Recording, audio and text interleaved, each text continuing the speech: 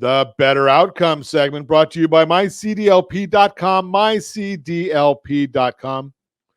Have you got your divorcing your mortgage workbook? mydymworkbook.com, mydymworkbook.com.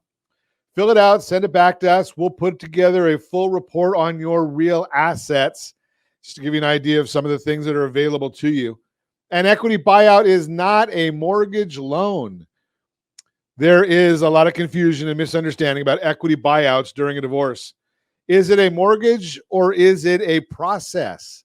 An equity buyout is a process of acquiring the equity ownership of an existing legal owner of real property. Acquiring the equity ownership in the marital home from an ex-spouse is most commonly done by refinancing the existing mortgage. When a divorce involves refinancing the marital home, divorcing borrowers typically are looking to pull equity out of the home in order to buy out the other spouse's equity ownership. Although the divorce settlement agreement may outline the details of the transfer of ownership, it does not determine what type of financing is available for the divorcing borrower. What is an equity buyout? The name equity buyout confuses some people into thinking they have to purchase the house from the other spouse.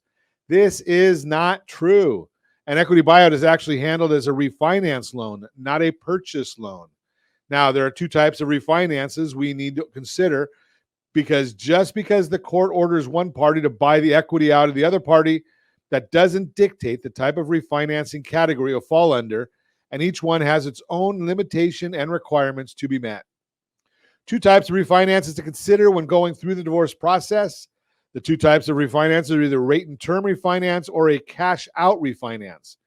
Rate and term refinances typically have better terms with regards to lower interest rates and access to more equity.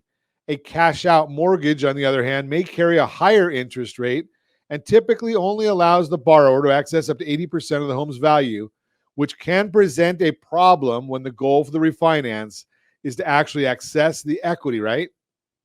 The divorce settlement agreement needs to be structured in such a way that the divorcing borrower can refinance as a rate and term equity buyout. The loan structure will allow the divorcing borrower to access the equity in the home without the higher pricing adjustment or even the ability to refinance at all. Specific requirements a divorcing borrower needs to meet. There are specific requirements that the divorcing borrower needs to meet. However, in order for the refinance to be structured as a rate and term equity buyout, there may be title seasoning issues, specific wording in the divorce settlement agreement, among other issues. In order for an equity buyout to be classified as a rate and term refinance, it must meet the following requirements. The equity buyout must be addressed in the homestead or real estate section of the marital settlement agreement, basically meaning it must be addressed independently. It may not be included in, say, an addendum that identifies all marital assets and the equity distribution absorbed into the total division of the marital estate. Absolutely no cash back is allowed to the borrower for debt consolidation, attorney's fees, etc. Literally not one penny can be due the borrower at closing, even if it is the result of overestimated fees. The borrowing spouse must have been on title for the previous 12 months. This is a key factor if, for example, the mortgage and title were held in the husband's name and the wife was awarded the marital home and needs to refinance the home. Even though the court order makes her a successor in interest, which then allows her to refinance the home, even if she isn't on the current mortgage, again, the court cannot dictate which category of refinancing is applicable.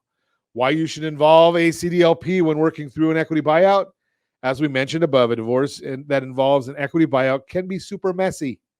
It is always important to work with an experienced mortgage professional who specializes in working with divorcing clients and has a firm grasp of the different types of refinances involved with an equity buyout.